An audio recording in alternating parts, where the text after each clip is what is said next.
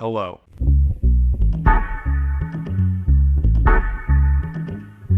Now, I live in the glorious Martin, Tennessee, and despite what the tourism board and the college might have you think, this place isn't exactly the cultural mecca of the United States. No one's ever written a song saying all roads lead to Martin. And I know that might be hard to believe given how interesting and exciting I make my life seem with these videos, but yeah, there's not a lot to do here. One of the things that highlights what I'm talking about, that there's not a lot going on, one of the on-campus attractions is seeing all the different kinds of corn that we can grow.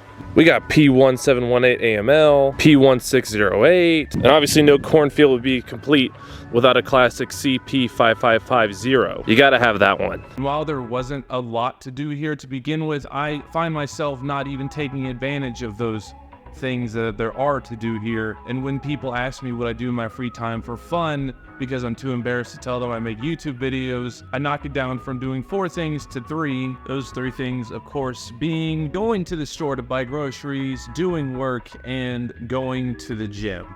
But I want to talk about my gym real quick while we're on the topic, because I feel like it plays into like a larger theme about living here and in small towns in general. See, at some point, the gym that I go to used to be a movie theater. Let me show you. See, the whole thing just slopes down. There's the stage, even still has the curtains. The dumbbells are where the orchestra pit used to be, and the stage is like the CrossFit area. See, the area that I live in essentially is just every 15 or 20 minutes or so down the road, you just run into another version of this town with maybe 5% different stuff that's actually there. And all of them have these weird converted businesses like my gym, where it was something and then you can tell they had to just change it into something else when someone else bought it.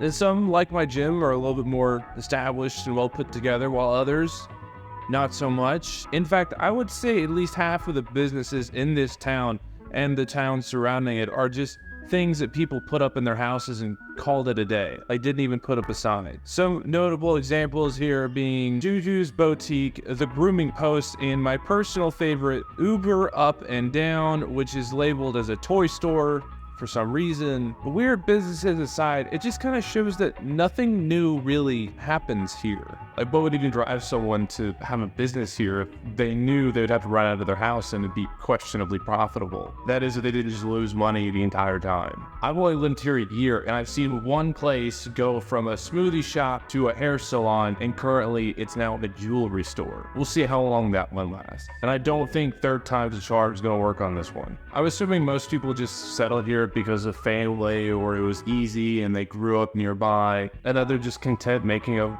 decent salary, living somewhere where it's cheap and not too much goes on. Or maybe it's some romanticized view of loyalty to their family and their hometown or their home state or whatever it might be. Or maybe they just can't afford to do anything else other than live in a small town in Tennessee. I feel like all of these would have very simple answers to a fairly simple question, but to me it seems almost alien to live here, having lived in at least 6 to 7 states since I left my hometown when I was 18. Maybe there's just some magical taste of home that I'm missing because I left, or maybe there's some sense of restlessness that they're missing that I have. Or maybe Occam's razor just doesn't apply here and there are just as many reasons to stay here as there are people that decided to. That I don't know, but a Whole Foods would be nice.